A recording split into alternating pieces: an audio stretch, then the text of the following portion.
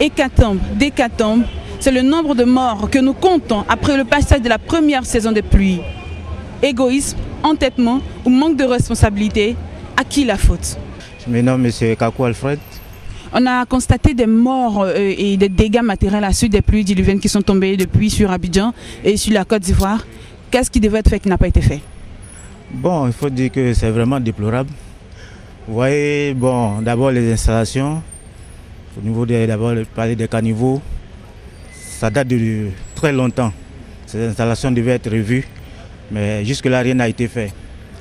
La population s'accroît, les constructions anarchiques se font partout à travers la ville d'Abidjan. Et ça, ce sont les conséquences que nous pouvons observer pendant les pluies diluviennes. Donc ce qu'il y a lieu de faire, je crois que les autorités doivent prendre le taureau par les cornes. Là où les caniveaux devaient être faits et que les constructions étaient faites, il faut détruire ces constructions anarchiques-là. Et puis ensuite revoir les canalisations pour que l'eau puisse être évacuée là où il faut. Maintenant, les maisons construites dans les zones dangereuses, par exemple, je vais parler des zones par exemple d'Atekoubé qui sont des maisons construites sur des collines. Des zones à risque. Voilà, des zones à risque. Bon, ces gens-là, vraiment, il faut faire un effort pour les déloger. C'est vrai, c'est dur, les temps sont durs, on n'a pas les moyens, mais il vaut mieux trouver un site pour eux, pour les y installer, afin d'éviter, comment on appelle, ces désagréments-là. Voilà. Mais on leur a déjà donné les moyens de se déplacer, de quitter les zones à risque pour aller ailleurs. Bon, vraiment, vous savez, l'homme noir est ce qu'il est. Hein? C'est vraiment déplorable. C'est vraiment déplorable. Je ne sais pas ce qu'il faut leur dire pour qu'ils comprennent le danger qu'ils courent en restant dans ces zones à risque-là. Bon, je pense qu'après avoir vu ces morts à travers la télé, partout un peu dans la ville d'Abidjan, je pense que ça va les inciter à comprendre la nécessité de quitter ces zones-là. Kwame Kofi, bon, d'abord la population même, elle est innocente, parce qu'on demande beaucoup d'informations. Il ne faut pas verser, les caniveaux, il ne faut pas verser de l'eau sale, l'eau qui contient de la saleté dans les caniveaux. Et les gens, ils ne font pas. Les gens ne font pas. L'État fait beaucoup d'efforts, mais les gens ne savent pas ce qui se passe. Mais est-ce qu'il y a eu des informations pour dire ne pas salir les caniveaux, ne pas boucher les caniveaux, laisser passer? Il faut que ça soit quotidien. Il faut que ça soit quotidien. Avant, nous quand nous étions petits, il y avait la mairie qui passait de cours en cours pour informer les gens. On ne versait pas l'eau, on ne versait pas la saleté. Mais aujourd'hui, c'est fini. On ne fait plus de ça. On ne fait plus ça. Donc, il faut vraiment venir à l'information. Donc, à qui la faute? La faute à l'État même. Parce qu'il ne faut pas attendre que les gens meurent d'abord avant de venir au secours. Et qu'est-ce que l'État pourrait faire? Mais il faut venir maintenant, il faut les dégabiller. Il faut les faire sortir de là. Il faut les faire sortir de là. Il faut trouver une place pour eux. C'est très important. Donc l'État même doit d'abord sensibiliser les gens. D'abord, il ne faut pas rester dans les bureaux pour pouvoir donner le terrain aux gens pour construire n'importe comment. Il faut venir sur le terrain. Voilà, merci. Moi, c'est mademoiselle Amicha Christine. Un mot sur les dégâts matériels qu'a causé les pluies. Par rapport aux dégâts, la plupart du temps, ce qui a causé, c'est que les coins où les sites ont été, des coins ont été remblayés. Et puis, tu sais, vu la façon dont les gens ont construit, c'est ce qui fait qu'aujourd'hui, il y a ces genres de dégâts-là.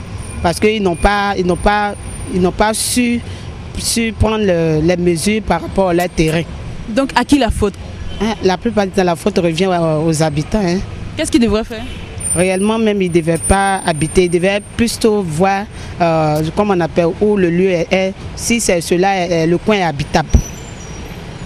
Donc, ils n'ont pas fait, la faute revient à les habitants. Je suis le prédicateur Darius Breko. Vos impressions par rapport aux morts, aux dégâts matériels qu'a causé ces pluies diluviennes? Ok, c'est véritablement juste à un certain nombre de négligences des part et d'autres. Quand je dis des part et d'autres, il faut aussi reconnaître que les autorités, ils sont pour quelque chose et les personnes elles-mêmes aussi. Parce que quelque part, on ne peut pas habiter dans un lieu où toi-même tu sens que ta vie est menacée et tu t'entêtes à y résider. Donc je crois que dans les deux cas, vraiment la responsabilité est dans leur camp.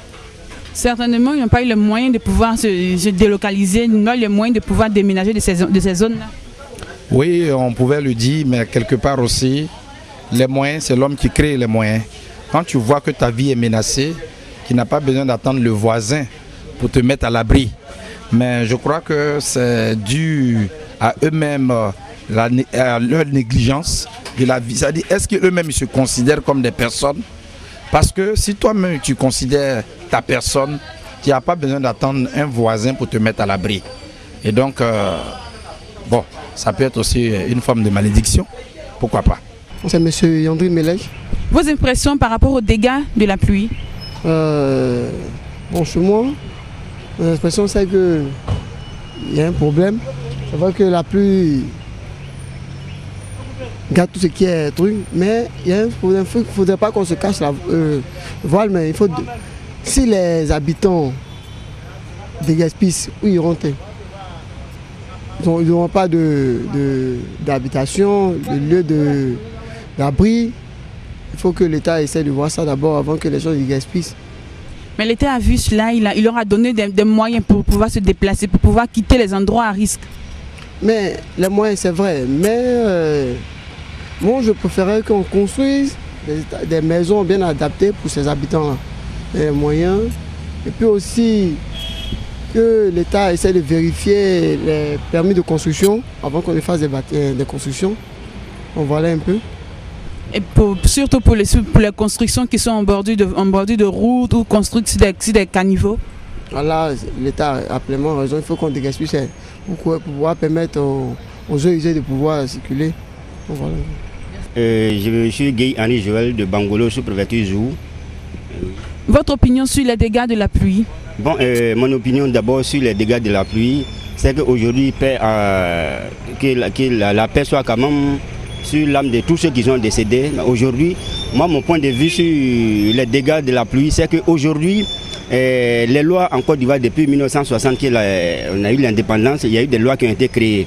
Aussi, les lois ont été créées parce qu'il faut mettre quand même un garde-fou sur un certain nombre de choses.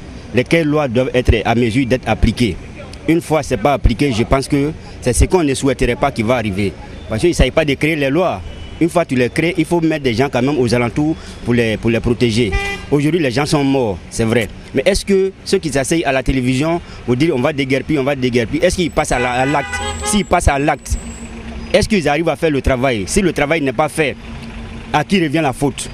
Aujourd'hui, les dégâts, chaque année, il y a deux grandes saisons en Côte d'Ivoire. La saison sèche, la saison des pluies. La saison des pluies va venir. L'année prochaine, l'État a déployé de l'argent encore donné aux gens pour dire « Ah, quittez ces lieux, ils sont toujours là ». Qui est derrière ceux qui sont là toujours? C'est ce problème-là qui est là aujourd'hui. Qui fait qu'ils ne quittent pas les lieux? Pourquoi ils ne quittent pas les lieux? Et qu'est-ce que l'État attend de faire? Chaque année, il va toujours avoir des morts. S'ils continuent de rester là, quel est le rôle que l'État doit jouer? Qui sont derrière ceux-là? Moi, mon point de vue, c'est ça. Et à votre avis, que devrait réellement faire l'État? Bon, l'État, à mon avis, on ne doit pas regarder. L'État, ce n'est pas le sentiment. L'État doit travailler. Une fois l'État travaille, je pense que les gens doivent partir. Si l'État ne travaille pas, et ceux-là, ils sont toujours là. Et comment est-ce que l'État doit travailler? L'État doit... Aujourd'hui, hier, M. Danon Paulin, le maire d'Ategoubé, a dit l'offensive sera faite, il va passer à l'offensive. Si, comme il a dit dans les journaux, s'il arrive à faire, l'exemple sera comme... Tout le monde va prendre l'exemple sur lui. Aujourd'hui, il y a eu le coin d'Alpha Blondy. Alpha, dans un pays, il n'y a pas deux mesures. Il y a une seule autorité, qui est le président de l'État. Aujourd'hui, il n'y a pas deux têtes dans un État. Alpha Blondy ne peut pas s'asseoir pour dire qu'aujourd'hui, ici, est chez moi. Donc, c'est un homme comme nous. Le seul garant de l'État, c'est le président de la République. Il doit prendre des mesures pour que tout soit fait. Au niveau de la Riviera, comme ça, les caniveaux qui ont été créés, des gens ont fermé ces caniveaux. Qui leur a donné l'ordre de fermer ces caniveaux-là? Aujourd'hui, la mort est parlé de toutes ces choses-là. Si les caniveaux n'ont pas été fermés, il n'y aurait pas eu de mort. Il y a eu un drainage. Le drainage a été fermé. Donc, c'est mon point de vue. Il faut qu'on ouvre ces caniveaux-là réellement. De la manière c'était là, il faut que ça revienne comme ça. Je suis étudiant en criminologie, je me nomme Kablan Kwame Sej. Vos impressions sur les morts et les dégâts matériels qu'a causé la pluie diluvienne? C'est vraiment déplorable, c'est dommage qu'on ait eu à voir ces choses qui se sont produites à cause de la pluie, des inondations et tout ça. C'est déplorable. Je pense que l'État de Côte d'Ivoire devrait mener des actions dans le sens du suivi puisqu'il y a des sites qui normalement ne devaient pas être habités, qui sont habités. Et il faudrait qu'il y ait des équipes qui puissent suivre ces sites, demander à ces personnes de pouvoir déguerpir les lieux et surtout faire des retours pour voir dans quelle mesure, s'il y a des mesures à prendre ces mesures. C'est M. Willoughby. Pour moi, les responsabilités sont partagées, hein, tout comme l'État et ceux qui vivent dans ces zones à risque là. D'abord l'État parce qu'il ne suffit pas seulement de donner les moyens, il faut y mettre les moyens de répression, les moyens de l'État, je veux dire. Voilà, leur permettre même d'aller, de quitter les lieux à la présence de l'État, c'est-à-dire les moyens de répression de l'État.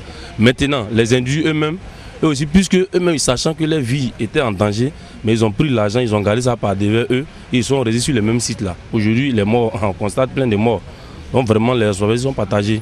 Les deux camps sont, moi je peux accuser les deux camps. Et donc, qu'est-ce qui devrait être fait réellement? Réellement, ce qui devait être fait, d'abord on devait dégager des sites. C'est-à-dire des sites devaient être étudiés, dégagés, et prendre ces personnes. On vient d'abord dans les quartiers précaires, là, on détruit, on rase ces quartiers, et manu militari, on prend ces personnes, on leur dit non, il y a un site qui est dégagé pour vous, allez-y vous y installer. Moi c'est comme ça, moi je vois la chose. Est-ce que c'est pas un peu trop? Non, c'est pas un peu trop. L'État a les moyens de sa politique, c'est pas un peu trop. Mais pourquoi maintenant l'État fait? Pourquoi c'est maintenant qu'il s'est ressaisi pour essayer de faire ça? Il pourrait le faire, il pourrait prévenir ces morts-là. Une mort de trop, c'est jamais, c'est toujours à déplorer. Donc moi je pense que les responsabilités sont à partager. Et l'État est responsable et les individus qui vivent dans ces quartiers précaires aussi sont responsables. Et les sites qui ne sont pas à risque mais qui empêchent l'eau, qui sont sur la voie, les maisons qui sont sur la voirie, qui empêchent l'eau de circuler normalement. Mais à un moment on parlait des moments bulldozers, il faut que l'État prenne ses responsabilités. L'État prenne ses responsabilités dans le sens que ça y est, vous allez, si c'est les voiries, ça y est, si c'est une voie normale et que là il y a des obstacles, il faut que l'État prenne ses responsabilités en détruisant ces coins-là, pur et simple. Voilà, c'est tout. Voilà. Quand on fait la politique, on ne fait pas trop d'état d'âme, quoi. Moi, c'est ce que moi je vois, c'est mon impression à moi. Les responsabilités au niveau de ces morts et de ces dégâts matériels sont à partager entre les victimes et l'État ivoirien. Il est temps maintenant de prendre de réelles décisions et de s'y conformer. Merci de nous avoir suivis.